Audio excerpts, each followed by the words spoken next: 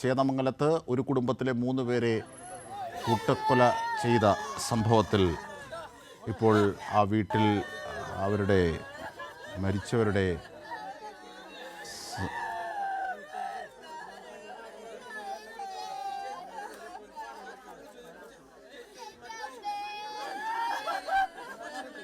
പൊതുദർശനമാണ് നടക്കുന്നത്.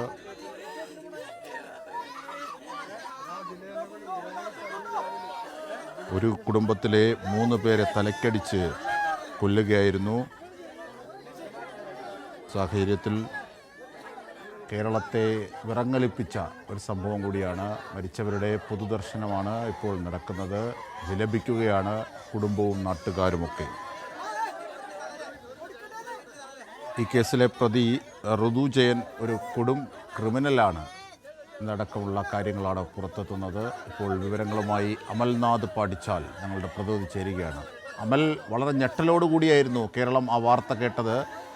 3 പേരെ തലക്കടിച്ചു കൊല്ലുന്നു അയൽവാസി, അതും ചില തർക്കങ്ങൾ നിലനിന്നിരുന്നു. അതിൻ്റെ സാഹചര്യത്തിൽ കൂടിയായിരുന്നു. ഇപ്പോഴിതാ പൊതുദർശനം വൈകാരികമായ നിമിഷങ്ങളിലൂടെയാണ് കടന്നു പോകുന്നത്.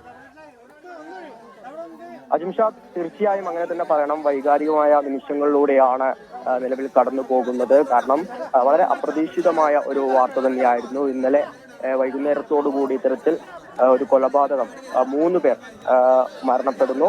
ഇതിന്റെ ഭാഗമായി നിലവിൽ അല്പസമയം മുൻപെയാണ് ഈ 3 മൃതദേഹങ്ങളും ഇവിടെ എത്തിച്ചിട്ടുണ്ടായിരുന്നത്.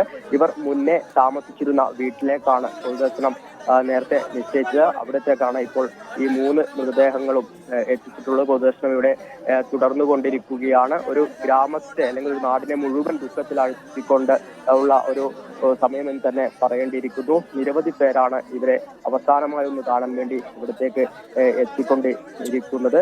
ഇപ്പോൾ സൂചിപ്പിച്ചതുപോലെ തന്നെ കഴിഞ്ഞ ദിവസം വൈകുന്നേരത്തോടുകൂടി അപ്രതീക്ഷിതമായി ഉണ്ടായ ഒരു സംഭവം എന്ന് പറയണം. ഇവർ പരസ്പരമുണ്ടായ ഒരു തർക്കം, ആ ഒരു തർക്കമാണ് ഇത്തരത്തിൽ ഈ ഒരു കൊലപാതകത്തിലേക്ക് കൊണ്ടെത്തിച്ചത്. ഇതിലെ പ്രതി ഋതു കഴിഞ്ഞ കുറെ നാളുകളായി തന്നെ ഇത്തരത്തിൽ പല രീതിയിലുള്ള പ്രശ്നങ്ങൾ ഉണ്ടാക്കിയിട്ടുണ്ടായിരുന്നു. ഇത്തരത്തിൽ അതുമായി ബന്ധപ്പെട്ട് കേസുകൾ അടക്കം ഉണ്ടായിരുന്നു. അപ്പോഴൊക്കെ ഈ മാനസിക പ്രശ്നം കാണിച്ചുകൊണ്ടുള്ള സർട്ടിഫിക്കറ്റുകളൊക്കെ ഉപയോഗപ്പെടുത്തി വ്യക്തമായി രക്ഷപ്പെടുകയായിരുന്നു. പിന്നീട് മാത്രമല്ല ഏറ്റവും ഒടുവിൽ പോലീസ് അയാളെ പിടികൂടിയിരുന്നു. പിടികൂടുന്ന ഘട്ടത്തിൽ മാനസിക രോഗത്തിന് ചികിത്സ നൽകാമെന്ന ഉറപ്പിലൊക്കെയാണ് പോലീസിനെ കബളിപ്പിച്ച് കടന്നത്, അല്ലേ? തീർച്ചയായും ഏകദേശം 5ഓളം കേസുകളിൽ മുന്നേ തന്നെ ഈ പ്രതി ചേർക്കപ്പെട്ടിട്ടുണ്ട് എന്നാണ് മനസ്സിലാക്കുന്നത്. അപ്പോഴൊക്കെ ഇത്തരത്തിൽ ഈ ഒരു സർട്ടിഫിക്കറ്റിന്റെ ഒക്കെ പിന്തുണയോടുകൂടി അവിടെ നിന്നും രക്ഷപ്പെടുകയായിരുന്നു കാണാൻ വേണ്ടി സാധിച്ചിട്ടുണ്ടായിരുന്നത്. ഈ അയൽവക്കത്തുള്ള മറ്റ് വീടുകളിലുള്ളവരെ അടക്കം ഇത്തരത്തിൽ വലിയ രീതിയിൽ ഭീഷണിക്ക് ഇരയാക്കിയിട്ടുണ്ടായിരുന്നു, കൊലപ്പെടുത്തും. അതോടൊപ്പം തന്നെ ആ പ്രദേശത്തുള്ള സ്ത്രീകൾക്കെതിരെ അപവാദങ്ങൾ പറഞ്ഞു വരുത്തും. ഇത്തരത്തിൽ നിരവധി കേസുകളിൽ പ്രതിയായിരുന്നു. സമാനമായ രീതിയിൽ മുന്നേ തന്നെ ഇവർക്ക് നേരെയും ഇത്തരത്തിൽ കൊലപ്പെടുത്തുമെന്ന രീതിയിലുള്ള ഭീഷണി ഉണ്ടായിരുന്നു. അത്തരത്തിൽ അത് യാഥാർത്ഥ്യമാക്കുന്ന ഒരു കാഴ്ച തന്നെയായിരുന്നു ഇന്നലെ കണ്ടിട്ടുണ്ടായിരുന്നത്. ഇവരെ 3 പേരെയും കൊലപ്പെടുത്തുന്നു. ഒപ്പം തന്നെ ഇതിൽ കൊല്ലപ്പെട്ട വിനീഷയുടെ ഭർത്താവ് അതീവ ഗുരുതരമായ സാഹചര്യത്തിൽ നിലവിൽ ആശുപത്രിയിൽ കിടക്കുന്ന ഒരു സാഹചര്യം കൂടിയാണുള്ളത്. അദ്ദേഹത്തിന്റെ ചികിത്സയ്ക്ക് വേണ്ടി നിലവിൽ നാട്ടുകാരുടെ ഒക്കെ നേതൃത്വത്തിൽ ധനസമാഹരണ പ്രവർത്തനങ്ങൾ അടക്കം നടത്തുന്നുണ്ട്. ഒരു പ്രദേശത്തെ മുഴുവൻ ദുഃഖത്തിലാഴ്ത്തിക്കൊണ്ട് അല്ലെങ്കിൽ ഞെട്ടലിലാഴ്ത്തിക്കൊണ്ടുള്ള ഒരു സമയം തന്നെയാണ് ഇത് എന്ന് തന്നെ പറയേണ്ടിയിരിക്കുന്നു. നിരവധി പേരാണ് നിലവിൽ ഇപ്പോൾ ഈ മൃതദേഹങ്ങൾ, ഭൗതിക ശരീരം ഇവിടെ കാണാൻ വേണ്ടി എത്തിക്കൊണ്ടിരിക്കുന്നത്. വലിയ തിരക്കു തന്നെ. ഒരാൾ കൂടി ഗുരുതരാവസ്ഥയിലില്ലേ ആശുപത്രിയിൽ? അമൽനാഥ്, വ്യക്തമായില്ല. ഒരാൾ കൂടി ഈ ആക്രമണത്തിൽ ഗുരുതരമായി പരിക്കേറ്റ് ചികിത്സയിലില്ലേ? അജിംഷാദ്, ഈ ഒരു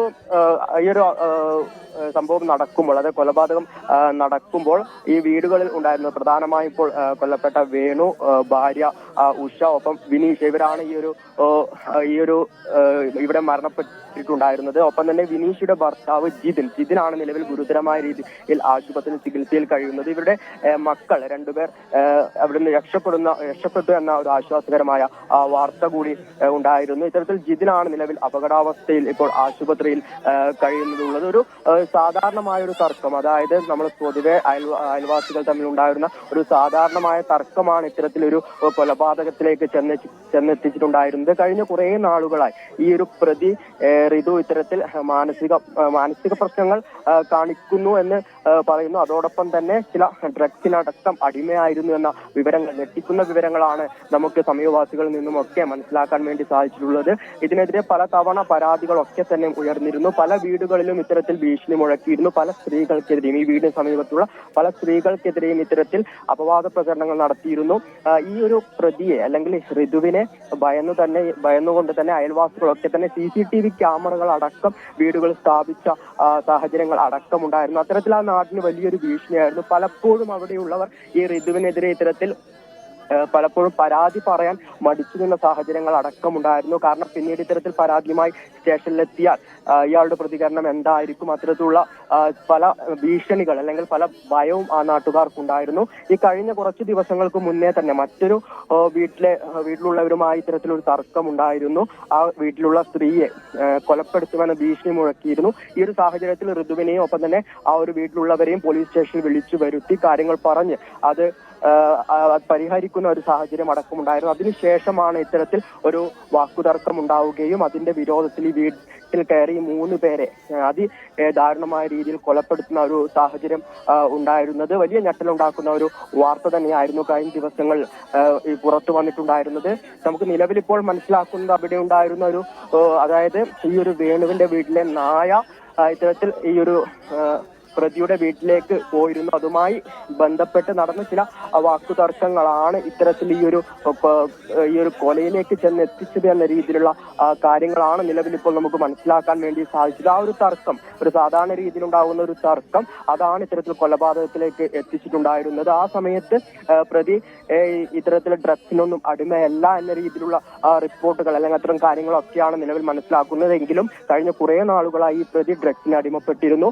പകൽ സമയങ്ങളിൽ വീടുകളിൽ ഉറങ്ങി കിടന്ന് രാത്രി കാലങ്ങളിൽ എഴുന്നേറ്റ് നടക്കുന്ന സ്വഭാവക്കാരനടക്കമായിരുന്നു. അത്തരത്തിൽ മയക്കുമരുന്നിന് അടിമയായിട്ടുള്ള ഒരു വ്യക്തിയാണ് ഇദ്ദേഹം എന്ന കാര്യങ്ങളാണ് നിലവിൽ മനസ്സിലാക്കാൻ വേണ്ടി സാധിക്കുന്നത്. ഇത് തന്നെയാണ് ഇത്തരത്തിൽ വലിയൊരു പ്രകോപനപരമല്ലാത്ത കാര്യമായിട്ട് പോലും ഇത്തരത്തിൽ കൊലപാതകത്തിലേക്ക് ചെന്ന് എത്തുവാനുള്ള ഒരു പ്രധാന കാരണം എന്ന രീതിയിലാണ് നിലവിൽ മനസ്സിലാക്കാൻ വേണ്ടി സാധിച്ചിട്ടുള്ളത്. നിലവിൽ ഇപ്പോൾ ഇവരുടെ ഒരു മൃതദേഹം ഇവർ മുന്നേ താമസിച്ചിരുന്ന വീട്ടിലാണ് പൊതുദർശനം വെച്ചിട്ടുള്ളത്. ഈ ഒരു കൊലപാതകം നടന്ന ആ വീട്ടിൽ നിന്നും ഒരുപാട് മാറിയിട്ടുള്ള മുന്നേ താമസിച്ച വീട്ടിലാണ് ഇപ്പോൾ ഈ ഒരു പൊതുദർശനം നടന്നുകൊണ്ടിരിക്കുന്നത്.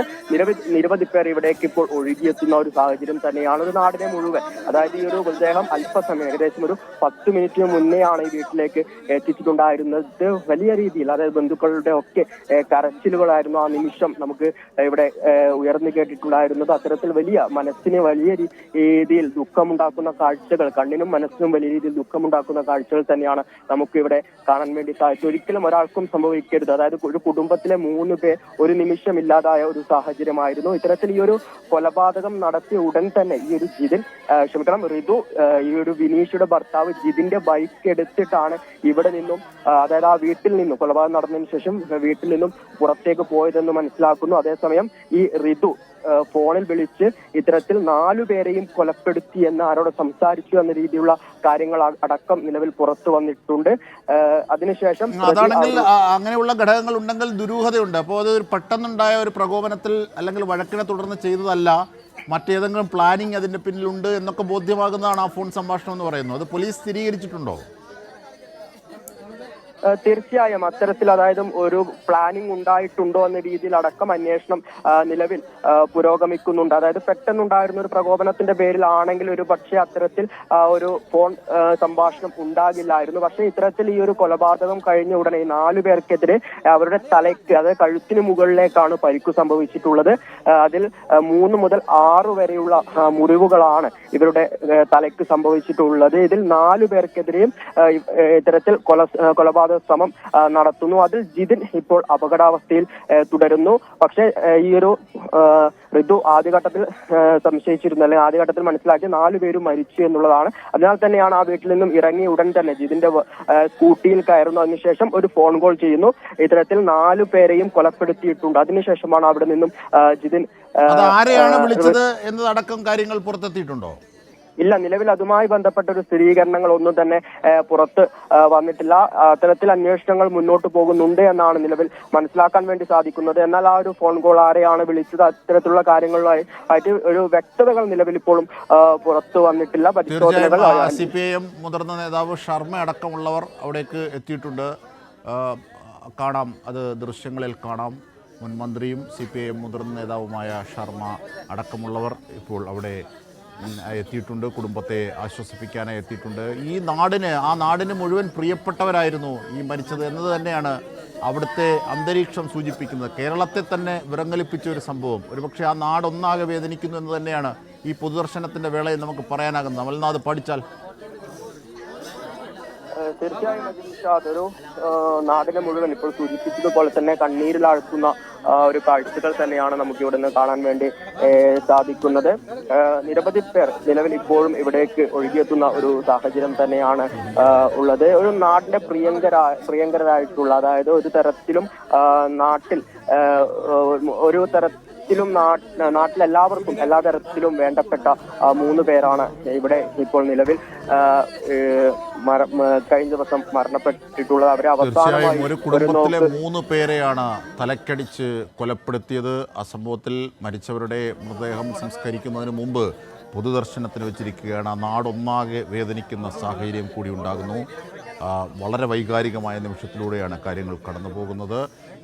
സ്ഥിരം കുറ്റവാളിയായ ഒരു ക്രിമിനൽ സ്വഭാവത്തിനുടമയായ ഋതു എന്ന ആളാണ് അത്തരത്തിൽ 3 പേരെ അടിച്ചു കൊല്ലുന്നതിലേക്ക് പോയത്. അത് മാത്രമല്ല, ഒരാൾ കൂടി ഗുരുതരാവസ്ഥയിൽ ആശുപത്രിയിൽ തുടരുന്നു എന്ന ദുഃഖകരമായ കാര്യം കൂടി ഉണ്ട്. എന്തായിരുന്നാലും ഏറ്റവും പ്രധാനപ്പെട്ട ഒരു വസ്തുതയായി തന്നെ ഇപ്പോൾ ചൂണ്ടിക്കാണിക്കേണ്ടത് ഒരു നാട് മുഴുവൻ വിറങ്ങലിച്ച്, കേരളം മുഴുവൻ വിറങ്ങലിച്ചൊരു സംഭവമായിരുന്നു അത്. അയൽവാസി ഒരു ചെറിയ തർക്കത്തെ തുടർന്ന് ഇരുമ്പ് വടി കൊണ്ട് 3 പേരെ അടിച്ചു കൊല്ലുന്നു.